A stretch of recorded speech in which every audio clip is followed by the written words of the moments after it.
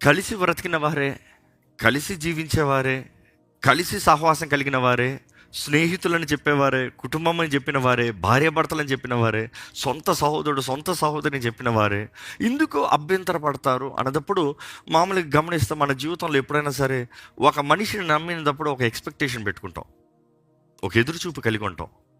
పలానా వ్యక్తి నాకు పలానా చేస్తాడు, ఈ వ్యక్తిని నమ్మితే నాకు ఇది కలుగుతుంది, భార్య అంటే ఇది చేయాలి, భర్త అంటే ఇది చేయాలి, బిడ్డలంటే ఇది చేయాలి, లేకపోతే మా తల్లిదండ్రులు అంటే పలానా చేయాలి, లేకపోతే నా స్నేహితుడు అంటే ఈ టైంలో ఉండాలి, ఈ సహాయం చేయాలి, నన్ను అడిగినప్పుడు నాతో రావాలి. కొన్ని ఎక్స్పెక్టేషన్లు ఉంటాయి.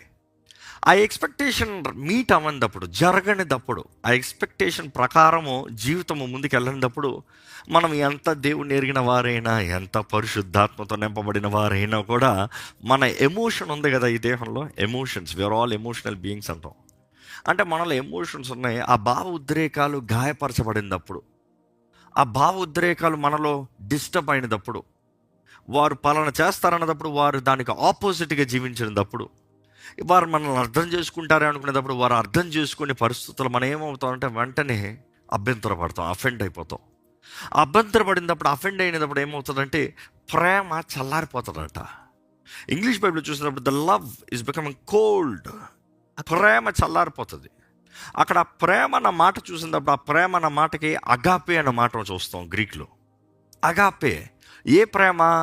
భార్య భర్తల ప్రేమ కాదు, అది ఊరికే టైటిల్కి ఉంటుందేమో. సహోదరుల ప్రేమ కాదు, అది ఊరికే టైటిల్కి ఉంటుందేమో.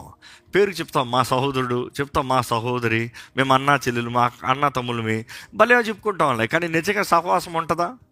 ఉండదు. కారణం ఏంటంటే ఏదో వారు అన్నదాన్ని బట్టి, ఏదో వారు చేసిన దాన్ని బట్టి, లేకపోతే నువ్వు అనుకుంది వారు చేయని దాన్ని బట్టి మన మధ్యలో గ్యాప్స్ క్రియేట్ అయిపోతాయి, అఫెండ్ అయిపోతాం,